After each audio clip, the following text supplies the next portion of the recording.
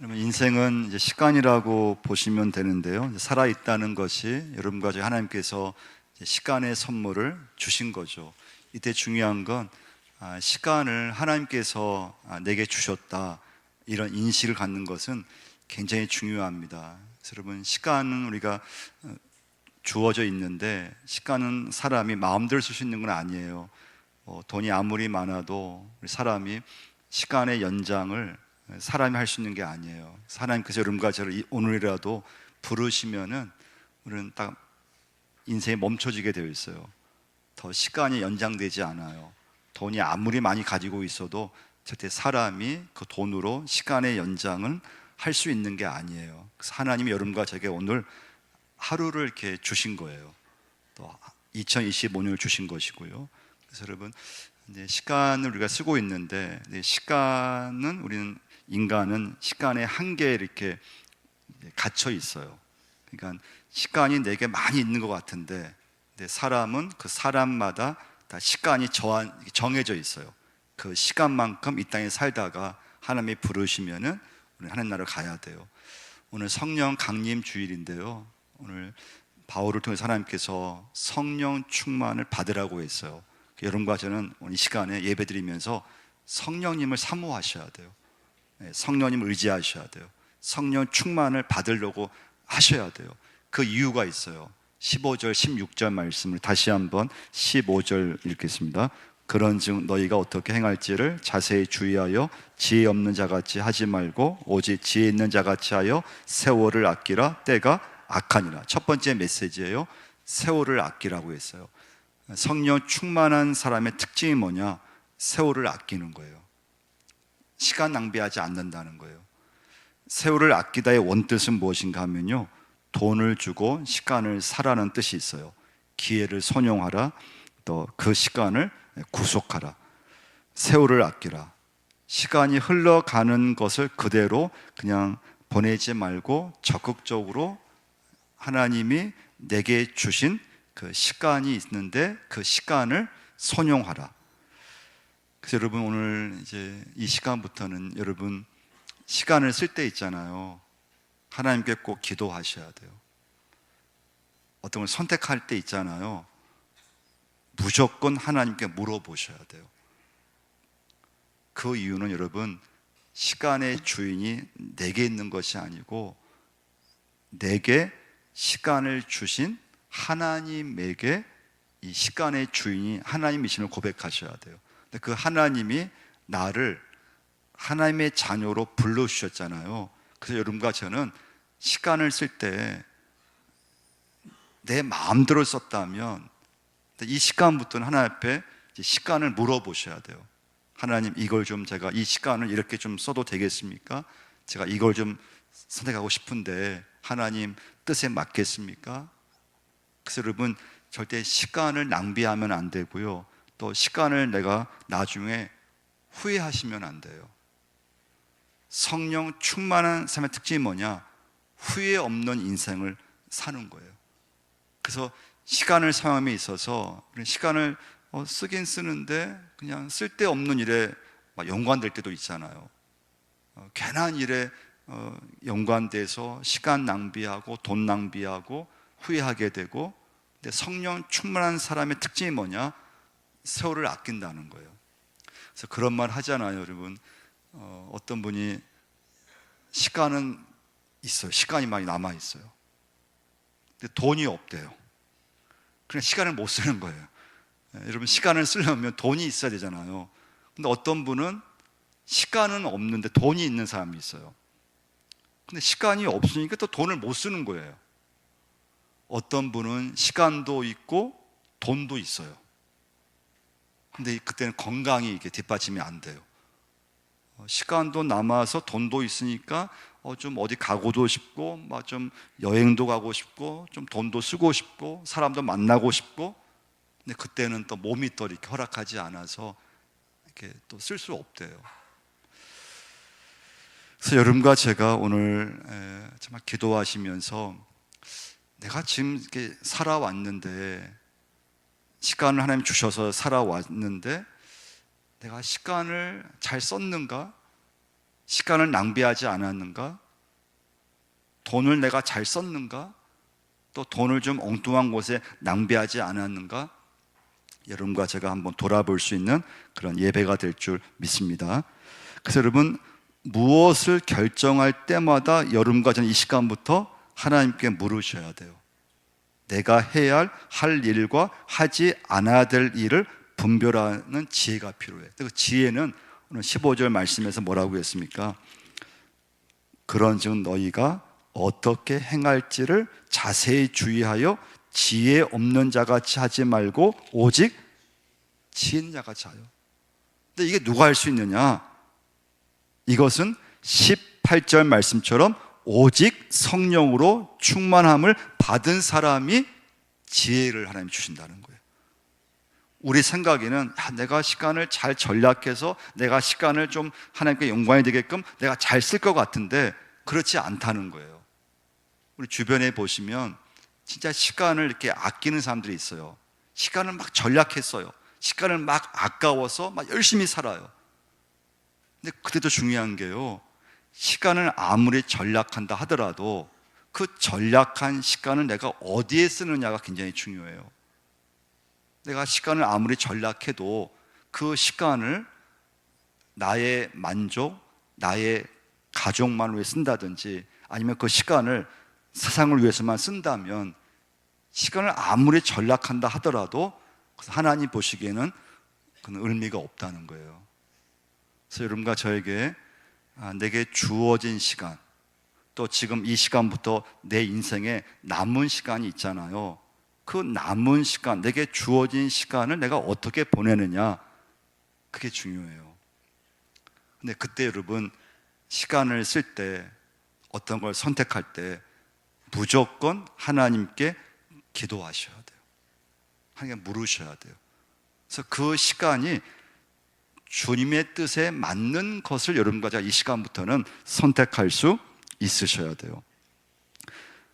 시간을 어떻게 쓸 것인가, 하나님께 지혜를 구하셔야 돼요. 근데 요즘 현대인들은 다 바쁘잖아요, 사실. 우리 교회들도 굉장히 바빠요. 또 요즘은 이렇게 거의 다 맞벌이 부부들이 많잖아요.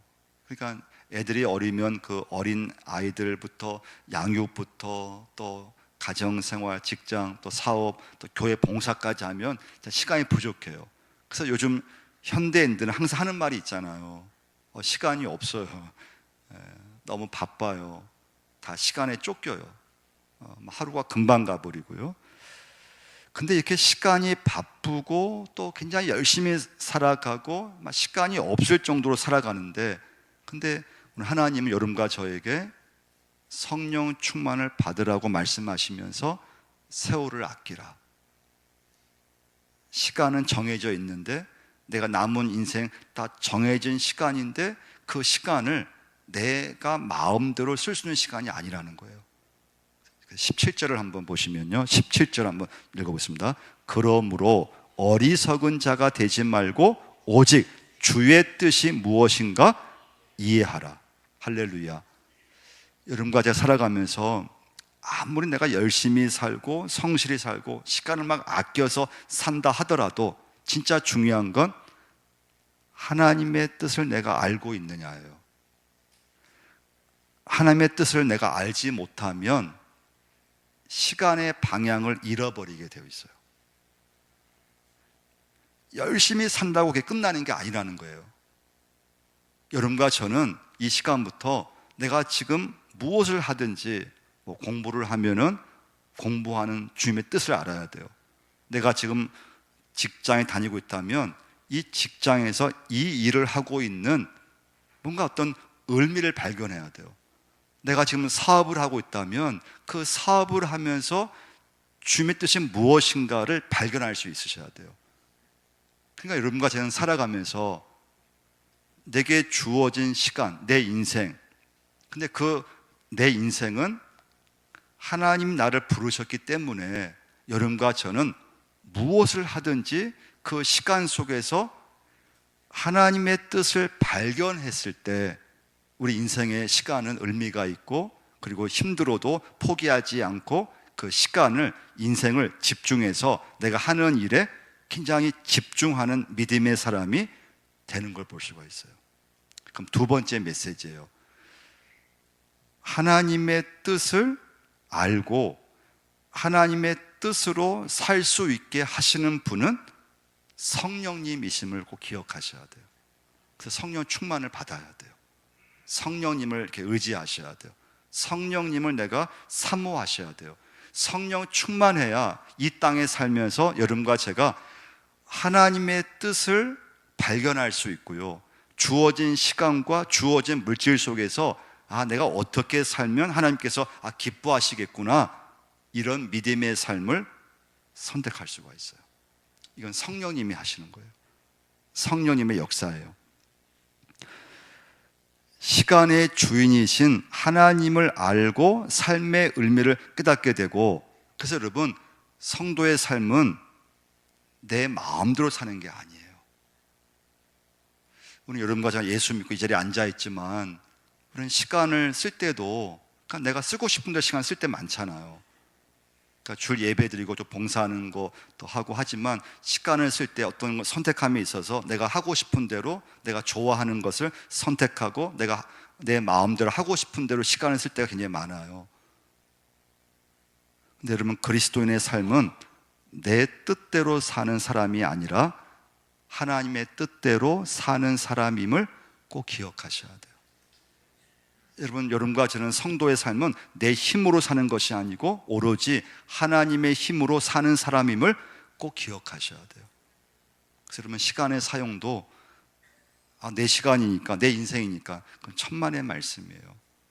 우리의 인생은 하나님이 정해진 시간 속에 우린 살아가는 거예요. 다 시간이 정해져 있어요. 그러니까 여러분과 저에게 중요한 건, 그럼 내게 주어진 인생 속에서 내가 지금 하는 어떤 일을 하든지 그 일 속에서 하나님의 뜻에 맞게 내가 살아가는 것인데, 그게 여러분, 우리가 예배 드린다고 해서 그게 이루어지는 것이 아니라는 거예요. 성령 충만했을 때, 성령을 내가 받았을 때, 성령이 그 사람을 충만하게 지배했을 때, 그 사람이 예수 믿으면서 이 땅에서 하나님의 뜻대로 살고 싶은 마음이 생기고 그런 삶을 살아가는 걸 보게 돼요. 그게 오늘 두 번째 메시지예요. 18절 한번 보시면요, 읽어보겠습니다. 술 취하지 말라, 이는 방탕한 것이니 오직 성령으로 충만함을 받으라. 술 취함과 성령 충만을 바울이 대조하고 있어요. 한번 여러분 생각해 보세요. 술이 취했을 때, 또 술이 취해본 경험이 있는 분, 또 술은 한 번도 안 마셔봤지만 드라마에서든지 또 주변에서 또 가족 중에서 술이 취한 사람을 봤을 때 거의 경험은 똑같을 거예요. 술 취한 분들 보면 어떻습니까? 시간 개념이 없다는 게 특징이에요. 술을 마시고 술에 취해 있는 사람은 시간을 가는 줄 몰라요. 그래서 어떤 사람은 새벽까지 시간 개념이 없이 술을 마시고, 그리고 술을 마시고 나서 어떻게 됩니까? 술에 취하면 시비가 붙든지 싸움을 하든지, 술에 취하면 집에 와서 가족들을 막 폭력을 일으키든지. 술에 취한 사람의 특징이 뭐냐? 말한 것을 모른다는 거. 어떤 말을 했는지. 술에 취하면 그 사람이 말 실수를 하고 엄청난 말을 막 하는데, 근데 깨고 나면은 내가 어떤 말을 했는지 모른다는 거예요. 여러분, 술 취하면 어떻습니까? 길을 걸을 때 비틀비틀 길을 걸어. 분별력이 없어져요. 방향 감각이 없어요. 그래서 아무 데나 그냥 집인 줄 알고 자기 방인 줄 알고, 어떤 사람은 길거리에 누워있고 어떤 사람은 복도에만 누워서 자고 거기가 안방인 줄 알고 옷을 벗어버리고. 그래서 술에 취하게 되면은 시간 개념이 없어지고 방향 감각이 없어지니까 말 실수를 하고 시비가 붙어서 싸움을 하고 또 술 주정을 하죠. 그래서 가족들을 막 때리기도 하고 막 폭력을 일삼기도 해요. 바울은 술 취하지 말라, 이는 방탕한 것이니 오직 성령 충만을 받으라고 얘기를 했어요. 다시 17절을 한번 보세요. 그러므로 어리석은 자가 되지 말고 오직 주의 뜻이 무엇인가 이해하라. 오늘 본문에서요, 지혜롭다고 하는 말씀이 나와요. 지혜로운 사람이 되라, 지혜롭다. 그리고 주의 뜻이 무엇인가 분별하라, 이해하라. 이건 단어는 다르지만 같은 뜻이라고 보시면 돼요. 근데 이 지혜와 주의 뜻을 누가 알 수 있는가? 성령을 받았을 때, 성령 충만한 사람이 하나님께서 지혜를 주신다는 거예요. 어떤 지혜를 주시는가 하면요, 내가 살아가면서 어떤 일을 선택함에 있어서 이걸 내가 해야 돼, 이건 하면 안 돼, 이건 내가 거절해야 돼, 이런 분별을 하나님이 성령님을 통해서 그 사람에게 주시는 줄 믿으시기를 바랍니다. 이게 지혜예요. 그러니까 우리 생각에는 내가 공부를 하고 세상에 경험을 많이 쌓고 내가 똑똑하고 그러면 판단을 잘하고, 그리고 어떤 것을 해야 될지 내 어떤 생각과 내 판단, 내가 지혜가 있어서 한다고 생각하지만 성경은 그렇지 않아요. 그렇게 말씀하지 않아요. 하나님이 나에게 그런 지혜를 주셔야지만 내가 살아가면서 시간 속에서 잘 판단할 수 있고 잘 지혜롭게 처신할 수 있다는 것이 성령 충만한 사람의 하나님의 선물이라는 거예요. 성령 충만하면 지혜로워집니다. 그 지혜가 무엇인가 하면 고도의 통제력이 생겨요. 오늘 살아가면서 이렇게 때는 어떤 일이든지 내가 좀 참아야 될 때가 있고 좀 집중할 때가 있고 그럴 때가 절제될 때가 있잖아요. 이건 여러분 내 힘으로 되는 게 아니에요. 여러분과 제가 성령 충만했을 때 성령님께서 아주 높은 통제력을 주세요. 근데 여러분 술에 취하면 통제가 안 되는 거잖아요. 내 통제가 안 돼요. 막 혼란스러워요. 근데 성령께서 여러분과 저를 지배하는 순간에 그 사람을 아주 높은 통제력을 주셔서 혼란스러웠던 마음이 정리가 되고 그러면서 한 곳에 집중하게 되는 걸 보게 돼요. 무엇을 해야 할지 그것을 알게 되어 있어요. 무엇이 주님의 뜻인지, 무엇을 내가 선택하는 것이 주님께서 기뻐하실지, 내가 어떻게 시간을 보내는 것이 주님께서 좋아하실지, 내게 주신 물질을 내가 어떻게 쓰는 것이 하나님께서 기뻐하실지, 그래서 거절할 것은 거절하게 되고 잘못된 선택을 하지 않는 지혜를 성령님이 주시는 줄 믿으셔야 돼요. 그러면 성령님을 진짜 의지하셔야 돼요. 우리 믿음 생활이요, 하나님 믿음이 절대 믿음으로만 끝나는 게 아니에요. 나의 인생, 나의 가정생활, 나의 직장생활, 나의 모든 삶의 전체에 이 신앙, 이 믿음은 깊이 이게 영향을 끼치는 걸 보게 돼요. 그러면 이 시간부터는 여러분 시간을 쓸 때 무조건 하나님 앞에 기도하셔야 돼요. 그리고 어떤 걸 선택함에 있어서 하나님께 지혜를 구하셔야 돼요. 이걸 내가 해야 되나? 이걸 내가 지금 이걸 맡아야 되나? 이걸 내가 계속 이걸 밀고 가야 되나? 아니면 거절해야 되나? 이걸 지금 정리해야 되나? 그럼 여러분 내 생각과 판단만 가지고 잘할 수 있는 게 아니라는 거예요. 성령님을 붙잡으셔야 돼요. 할렐루야. 성령님께 기도하셔야 돼요. 성령 충만하려고 애를 써야 돼요. 성령이 나를 지배했을 때 그때 분별력이 생기고 내 주어진 시간, 내 주어진 물질, 이걸 낭비하지 않는 하나님의 선택을 할 수 있게 되어 있어요. 성령님을 의지하셔야 돼요. 여러분 이 세상이 여러분 어떻습니까? 살면서 저 같은 경우는 그래도 이게 교회와 가정이 주로 저에게는 활동 영역이에요. 그러니까 이렇게 세상 유혹을 받기가 이렇게 많지는 않아요.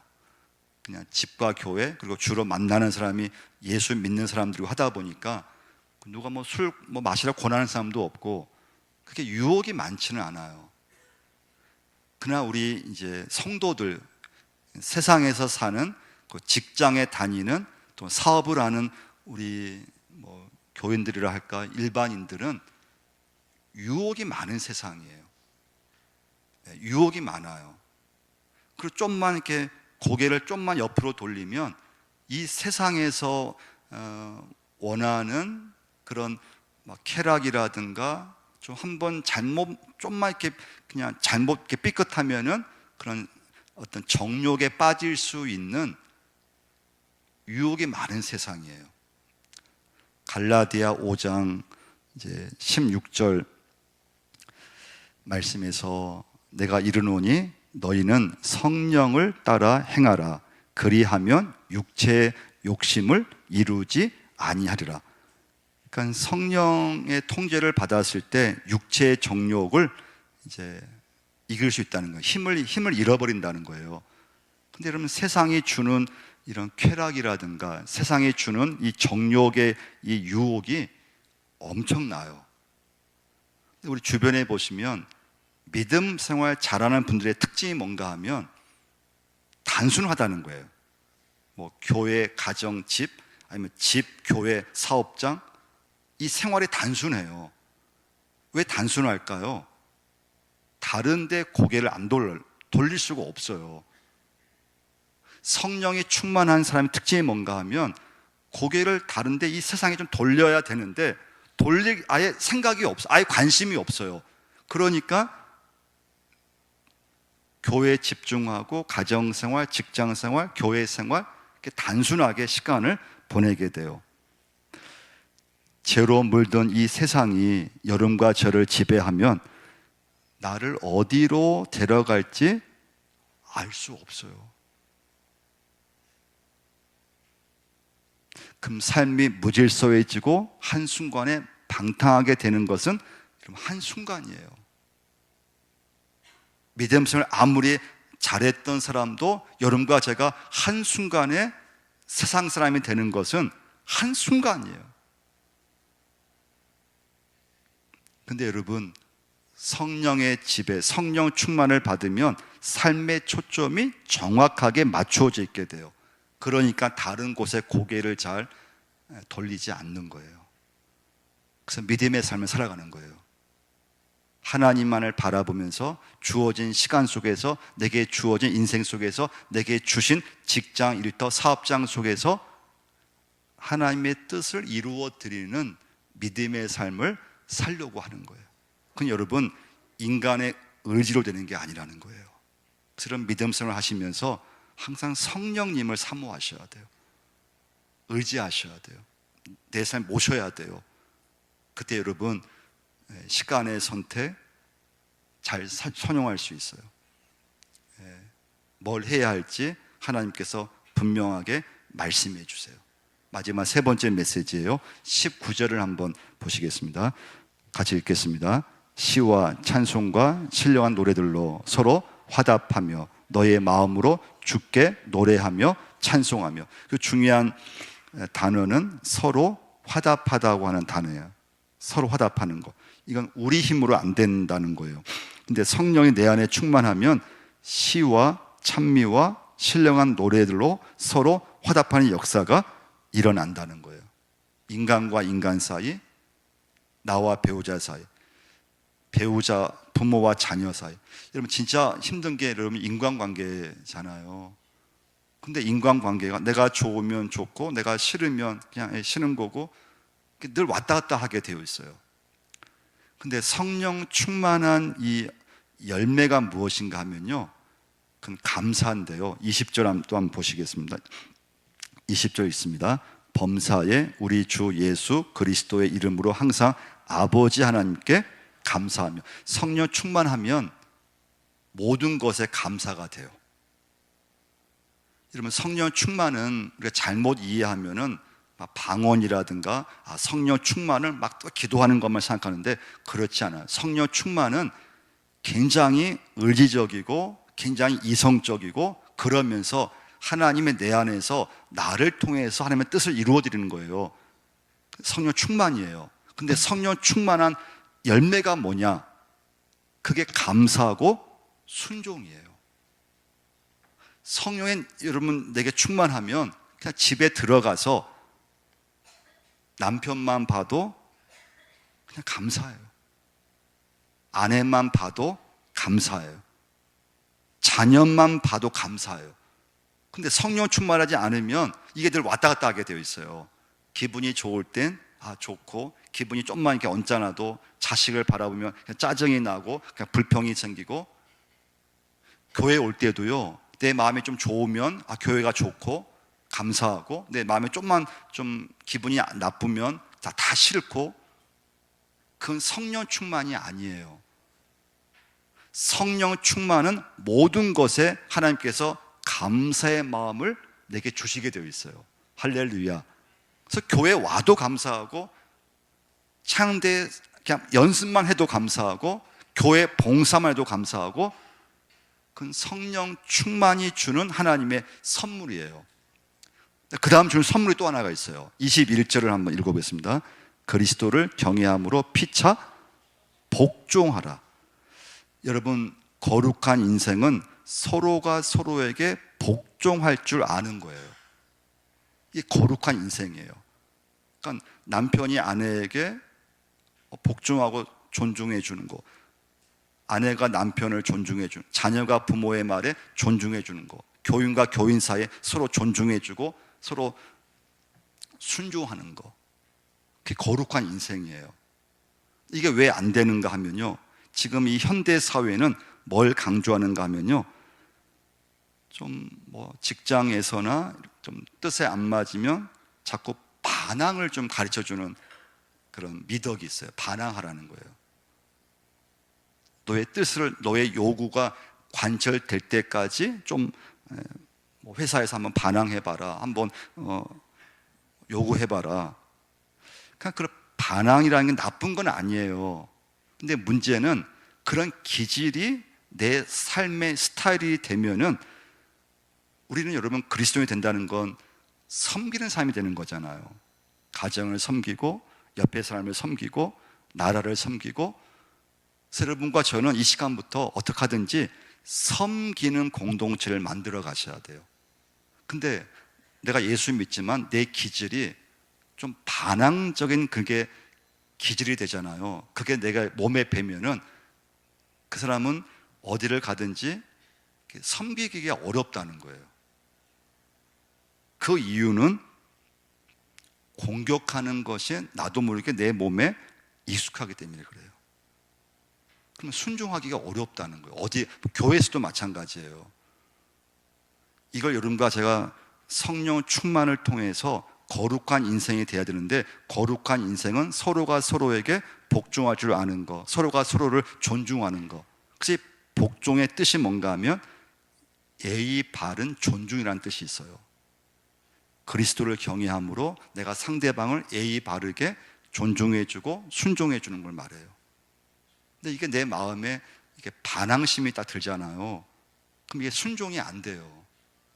늘 대적하려고 하고, 늘 이렇게 뭔가 이렇게 내 뜻대로 하려고 하고, 그래서 되지를 않아요. 여러분과 제가, 내가 맺은 인간관계, 내가 지금 살고 있는 배우자와의 기가 막힌 관계는, 내 자녀와 기가 막힌 관계는 여러분과 제가 인간적으로 잘해준다고 해서 되는 것이 아니라는 거예요. 가족끼리 우리가 때는 외식도 하고 여행도 가고 하지만, 그것만 가지고 우리 가정이, 내 어떤 인간관계가 그때부터 그냥 무슨 다 잘 되는 게 아니라는 거예요. 이런 모든 인간관계는 성령 충만했을 때, 나와 배우자의 관계, 나와 자식과의 관계, 나와 교인과의 관계, 직장에서 나와 직장 동료 사이의 관계가 시와 찬송과 신령한 노래로 서로 화답하는 역사는, 그런 기가 막힌 관계는 성령 충만을 통해서 여러분과 제게 온다는 것을 꼭 기억하셔야 돼요. 믿으시면 아멘. 이런 말씀 맺겠습니다. 여러분, 남은 시간이 있을 거 아니에요? 그러면 남은 내 인생의 시간을, 여러분 이 시간부터는 내 마음대로 쓰시면 안 돼요. 하나님께 물어보셔야 돼요. 근데 그것은 내 힘으로 되는 게 아니에요. 그래서 성령님을 의지하셔야 돼요. 성령님을 모셔야 돼요. 성령 충만하려고 애를 써야 돼요. 근데 여러분과 저에게 후회 없는 인생, 후회 없는 시간, 물질을 엉뚱한 곳에 낭비하지 않고 내 인생 가운데 쓸데없는 그런 일에 연관되지 않고 주님의 뜻에 맞는 하나님의 합당한 그런 시간 사용, 물질의 사용, 내게 주어진 삶을 통해서 인간관계 안에서 서로 화답하는 놀라운 역사가 여러분과 저에게 일어날 줄 믿습니다.